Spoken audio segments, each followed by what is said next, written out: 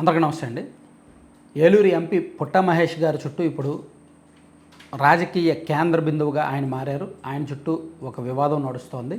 So ఒకవైపు YCP ఏకధాటిగా even మాజీ ముఖ్యమంత్రి వైసీపీ అధినేత జగన్మోహన్ రెడ్డి గారు కూడా ఈరోజు పుట్ట మహేష్ గారిని టార్గెట్ చేస్తూ కొన్ని వ్యాలిడ్ పాయింట్లు, కొన్ని కామెంట్స్ చేశారు. సో మరోవైపు వైసీపీ సోషల్ మీడియా దంచుకొడుతున్నారు. అన్ని మీడియాలు కూడా ఆయన్ని టార్గెట్ చేస్తున్నారు. సో ఆయన అంటే నాకు అసలు అలవాటు లేదు, ఎటువంటి దురలవాట్లు లేవు, నేను అక్కడ తీసుకోలేదు, ఏ తప్పు చేయలేదని ఆయన మొదటి రోజు ఒక వీడియో రిలీజ్ చేశారు. అయితే పోలీసులు మాత్రం ఆయన మీద రిమాండ్ రిపోర్ట్ రిలీజ్ చేశారు. అండ్ పోలీసులు ఈరోజు సిట్ కూడా వేశారు. మొత్తం ఈ నిషేధిత మాదక ద్రవ్యాలు ఈ కేసుకు సంబంధించి పూర్తి స్థాయిలో విచారించి ఇంకా తెర వెనక ఎవరైనా ఉన్నారో వాళ్ళకి అసలు ఎక్కడి నుంచి సప్లై అయింది, ఎవరు సప్లై చేశారు, ఎవరెవరు వెళ్ళాల్సి ఉంది, ఎవరు వెళ్ళలేదు, అసలు పోలీసుల మీద కాల్పులు జరిగే వరకు ఘటన ఎందుకు వెళ్ళింది, ఈ మొత్తం వ్యవహారాన్ని పూర్తి స్థాయిలో లోతుగా దర్యాప్తు చేయాలని రేవంత్ రెడ్డి గారి ప్రభుత్వం సిట్ ఎంక్వైరీ వేసిందనమాట. సో పోలీసులు అంత సీరియస్గా తీసుకున్నారు. మరోవైపు ఆంధ్రప్రదేశ్లో ఉన్న విపక్షం వైసీపీ వాళ్ళు అంత సీరియస్గా ఫోకస్ పెట్టారు. సో దీని మీద ఒక రకంగా ఎంపీ పుట్ట మహేష్ గారు అన్ని రకాలుగా టార్గెట్ అయ్యారు. మీడియాకి, ప్రతిపక్షానికి, అక్కడ పోలీసులకు అందరికీ టార్గెట్ అయ్యారు. సో ఆయనకున్న ఏకైక ఆయుధం ఏంటంటే తన మీద కుట్ర జరుగుతుంది అనేది ఆయన లీగల్గా ప్రూవ్ చేయాలి.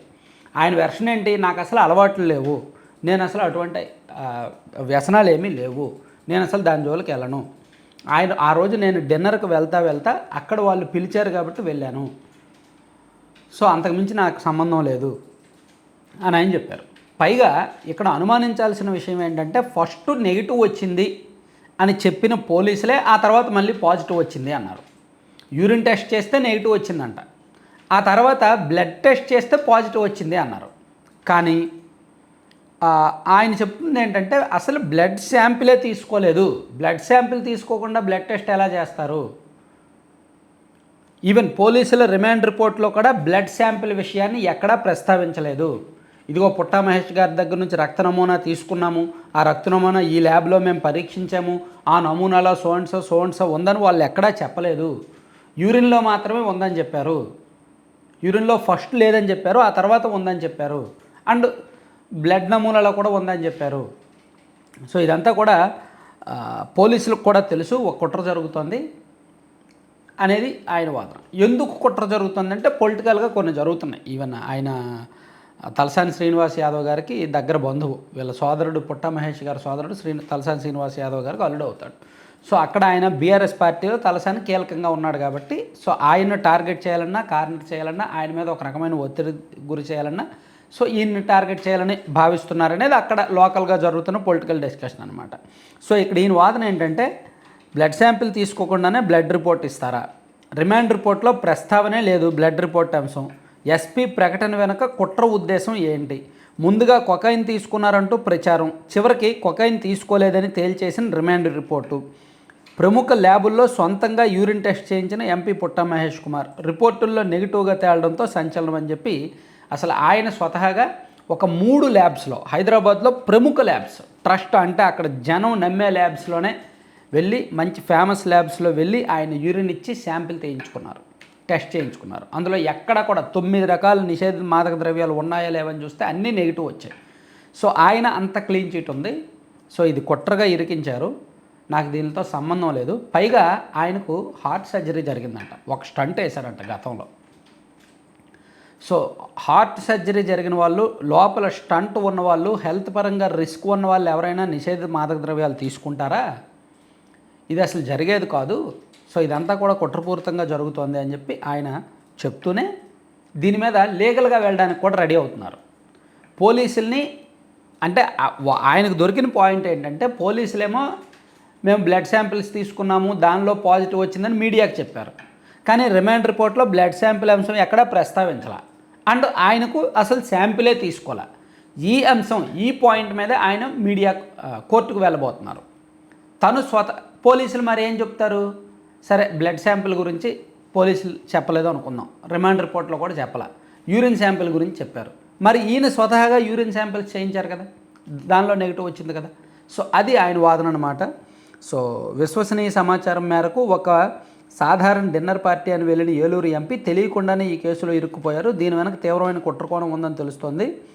కనీసం సిగరెట్ కానీ ఆల్కహాల్ కానీ తాగే అలవాటు కూడా లేని పుట్టా మహేష్ కుమార్పై ఈ ఆరోపణలు రావడంతో ఆ సన్నిహితులు పార్టీ నేతలు విస్తుపోయారు.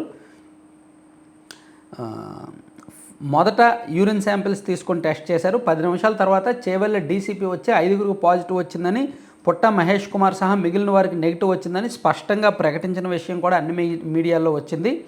చేవెళ్ళ డీసీపీ ఏలూరు ఎంపీ వద్దకు వచ్చి మీకు నెగిటివ్ వచ్చింది, కొద్దిసేపట్లో మిమ్మల్ని పంపించేస్తామని కూడా చెప్పారు.